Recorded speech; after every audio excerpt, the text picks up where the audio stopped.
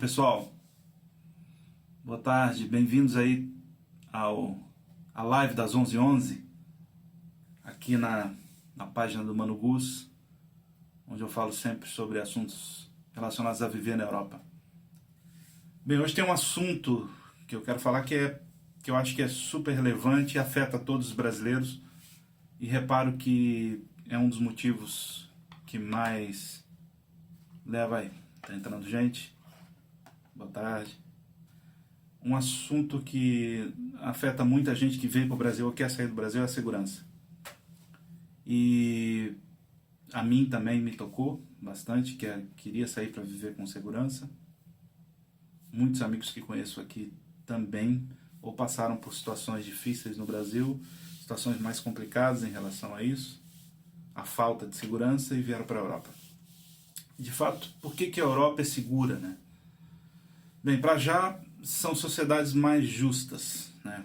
Os países possuem sociedades mais justas em termos de, né, não há grandes saltos na sociedade entre ricos e pobres, e há um investimento muito grande na educação aqui na Europa. E isso logo transforma a sociedade. Isso é um fato. Mas fora isso também tem um trabalho bem feito da polícia. É um trabalho de prevenção mais do que ação. A polícia na Europa, obviamente tem uma polícia muito bem preparada, não tenho queixas. Mas é uma polícia também que atua muito na área de instrução e educação. Eu vi aqui em Londres, por exemplo, uma vez houve uma confusão, houve uma briga num pub, né? Eram dois jovens e a polícia mais instruía e falava com os dois, explicava por que eles tinham que estar detidos, tinha que separar os dois, que não podia ser. Havia uma explicação assim, visível, sabe? Aquela coisa de... Não havia agressão. Eu lembro que ele pediu para algemar um rapaz, o rapaz deixou se algemar, ele conversou, olha... Eu estava perto, eu conseguia ver a situação. E eu vi. E o rapaz também não fez caso, o outro também, seguiram os dois algemados para ficarem distantes, mas foi isso, foi só isso. Depois eles foram afastados para que não continuassem brigando. A briga, pelo que eu sei, nem foi assim tão grave, mas chamaram a polícia.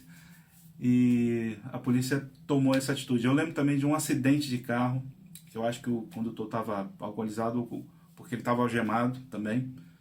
E a polícia ficava conversando assim na frente dele, explicando, não sei o que, apontava para o carro, sabe? Havia um momento ali de instrução. Então a polícia, para além de tudo, faz um outro trabalho que é super importante, que é prevenção. Prevenção no que sentido? Para que não haja o crime. O trabalho de investigação que está por trás da polícia é exaustivo, exaustivo mesmo, toda a Europa. Há um serviço de inteligência e de vigília muito, muito intenso. Isso muda tudo aqui. Muda tudo. Esse trabalho de prevenção, eu acho que é fulcral para que não haja a ação, né? Para que a ação seja diminuída, né? Quantas vezes a polícia vai ser, né, requisitada. Isso dá uma sensação de alívio, não ver a polícia tão em ação. Claro que quando a gente está numa metrópole como Londres, Paris, a gente vai ouvir mais sirenes. Mas eu vou dizer, eu vivi 15 anos em Lisboa e eu ouvi muito pouca sirene de polícia. Muito pouca sirene mesmo de polícia. Eu ouvia mais ambulância. Polícia não ouvia muita atividade policial. Justamente por isso, a PJ, né, a Polícia Judiciária Portuguesa, assim como a PSP, fazem um trabalho muito bem feito, né? E te digo, meu dia a dia... nos países que vivi na Europa, né? Não só, eu vou focar mais nos que eu vivi. Portugal, Espanha, e agora vivo aqui no Reino Unido. Portugal, acho que é o queridinho dos brasileiros, né? Todo mundo sabe muito bem sobre Portugal. É super seguro. Mas os outros países não ficam atrás, não. Espanha também, aqui também é super seguro. Eles não ficam atrás. Portugal é que a gente tem uma relação maior mesmo, né? Óbvio, histórica. Mas o meu dia a dia nesses três países, eu andava muito de transportes públicos, também andava de bicicleta e de moto, fazendo pro meu trabalho, né, quando ia tocar. Aqui no Reino Unido uso bastante transporte público, mas também tenho um carro quando me desloco para tocar, por exemplo, numa cidade no interior, ou mesmo em Londres, assim, dependendo do horário, se não há o trem para voltar para casa, eu vou de carro. Enfim, tudo isso é para dizer o quê? Eu andei sempre com o meu instrumento, às vezes 2 instrumentos, né? Recebo, tenho dinheiro do trabalho, né? Do gig que eu faço. A gente chama de gig, né? Trabalho de música. Então eu vou tocar, recebo, eu volto para casa. Eu nunca tive problema. Eu nunca sofri nenhuma ameaça, eu nunca tive nenhuma sensação de desconforto ou de ficar com medo. Nunca, nunca. Nunca avancei um sinal por medo. Aliás, aqui na Europa a galera não avança o sinal, né? Em hipótese alguma, é 5 da manhã, tá todo mundo parado no sinal, 3 da manhã, 1 da manhã. Não há o avanço de sinal com medo de alguém chegar com uma arma e te atacar. Isso não há. Não há. Eu digo, vivo aqui há 17 anos, não existe essa situação. Nunca ouvi falar. Se existe, não sei. Não desconheço, de verdade. Desconheço essa estatística, né? Portanto, eu ando, eu estaciono meu carro longe, né? A gente estaciona muito na rua aqui na Europa, porque às vezes não há garagem. Eu tinha uma garagem na outra casa que eu vivia aqui em Londres, aqui no Reino Unido, que eu, na verdade, agora vivo ao lado de Londres. Eu tinha uma garagem, mas aqui onde eu vivo, eu não tenho. Eu tenho que parar na rua mesmo. Não tem o menor problema. Nunca tive uma situação de, como disse, né? De desacato, de alguém chegar e tentar levar. Passa aqui o instrumento. Não. De fato, não. E às vezes em Portugal eu até esquecia o instrumento no carro, muitas vezes. Aliás, tem um episódio interessante que eu deixava o meu amplificador dentro do meu carro. E ficava assim à vista o meu amplificador. Era uma... Em Portugal a gente chama de carrinha, né? Uma van. E eu deixava lá o meu amplificador. Nunca mexeram. Aí um dia eu não conseguia fechar o carro. Eu tive um problema lá com a chave e demorei para arrumar. O carro ficou aberto. Eu vivia em Santa Apolónia. Se alguém conhece Lisboa... Você não conhece, olhar no mapa, é bem central. Bem, aquilo ficou vivendo ali no carro, porque eu tinha um bocado de preguiça de levar lá para cima. Eu deixava morando o amplificador no carro. Depois de muito tempo, aí sim, alguém foi lá e abriu a porta que estava aberta do lado e roubou o meu amplificador. De fato, foi o único roubo que eu tive, mas digamos assim que eu alimentei bastante essa situação, né? Deixar... Aliás, que me faz uma falta danada esse amplificador. Faz muita falta, mas enfim, levaram. Também eu aí entro, a gente também não pode alimentar o ladrão, né? Porque o ladrão existe em qualquer lugar. A União Europeia, junto com o Reino Unido e os países à volta, tem mais de 500 milhões de pessoas. Não é toda a gente aqui que é fofinha, né? Tem um monte de gente aqui que não presta para nada. Então tem que tomar cuidado. Nesse caso, calhou.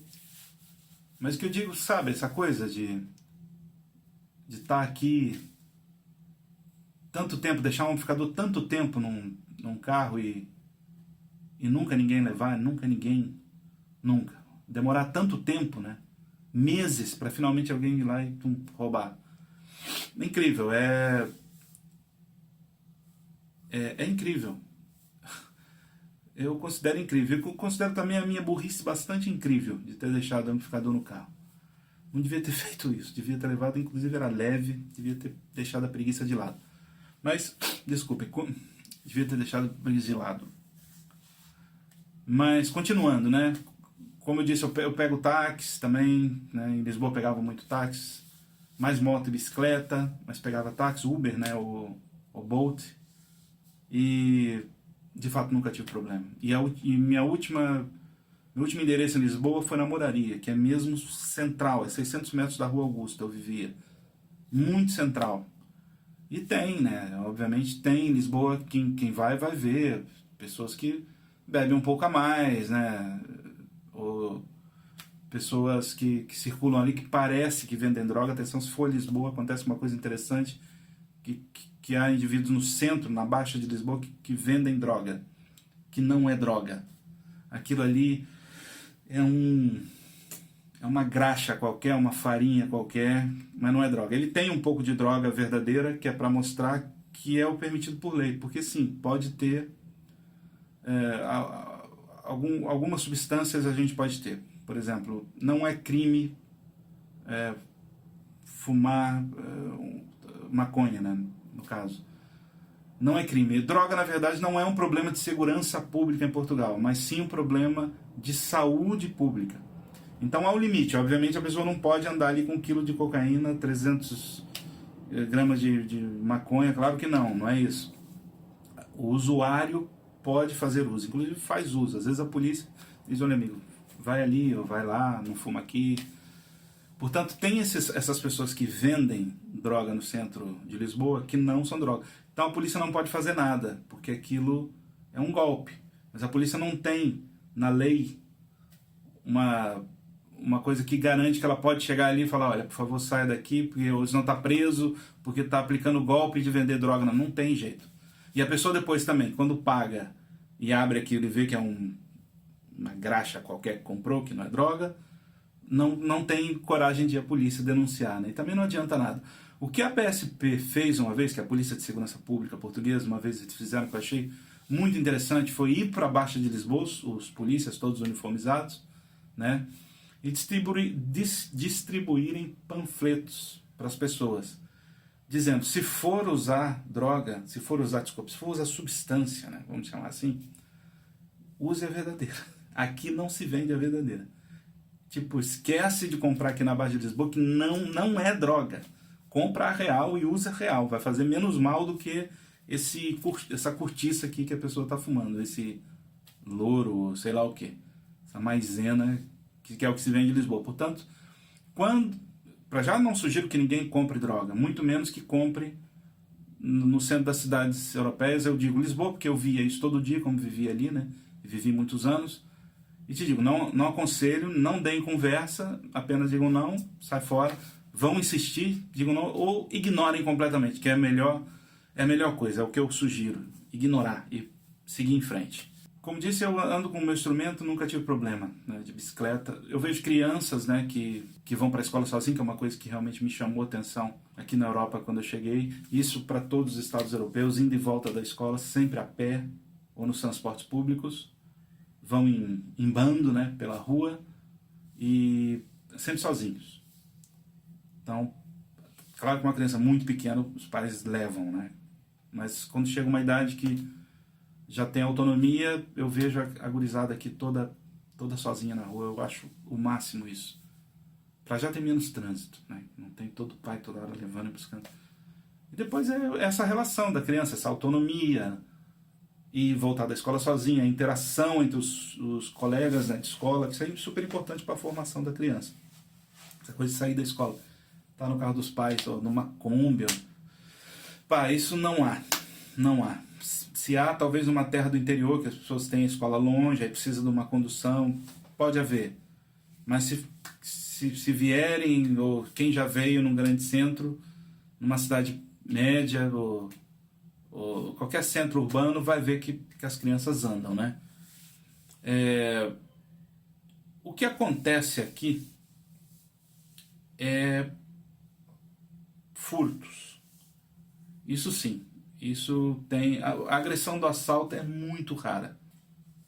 Particularmente, não conheço uma pessoa que tenha sido ameaçada, tipo, me dá aqui a sua carteira. Isso não. Mas conheço pessoas que foram furtadas. Que, tipo, entraram no elétrico, ficaram ali olhando, e a pessoa consegue abrir a bolsa e rouba, e fecha a bolsa e vai embora. Que é o batedor de carteira, que a gente chama. No Brasil, aqui na Europa, o nome mais usual é o pickpocket. O pickpocket ou carteirista, que é como chama em Portugal, né? Os carteiristas. Carteiristas profissionais. Porque é o seguinte, uma agressão, se a polícia prende a pessoa, né, por assalto, uma agressão, para além de ser um crime, gera uma multa também.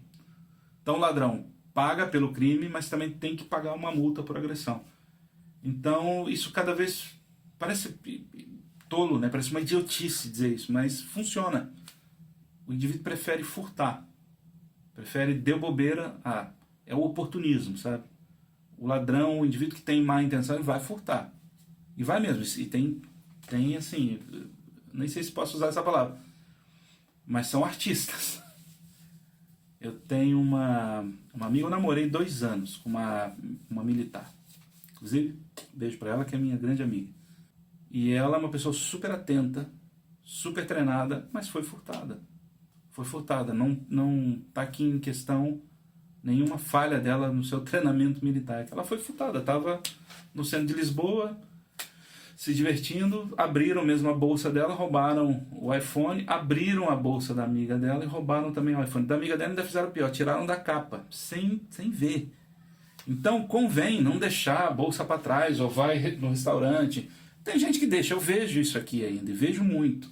Eu não dou essas bobeiras mais. Eu já dei bobeira aqui, de deixar em cima da mesa, ir no banheiro. Já deixei carteira, celular, desci, assim, esqueci, depois voltei, tava lá. Mas é aquela coisa, né? Dá muito trabalho para o anjo da guarda. Faz isso não. Outra coisa, além dessa violência, que eu não considero violência, mas eu acho que convém estar atento aqui, taxistas. Por isso que eu deixei de usar táxi. Uma época, mesmo quando apareceu Uber e Bolt, eu não usava Uber e Bolt, eu usava o táxi, porque eu sabia que a licença de taxista é uma fortuna, né?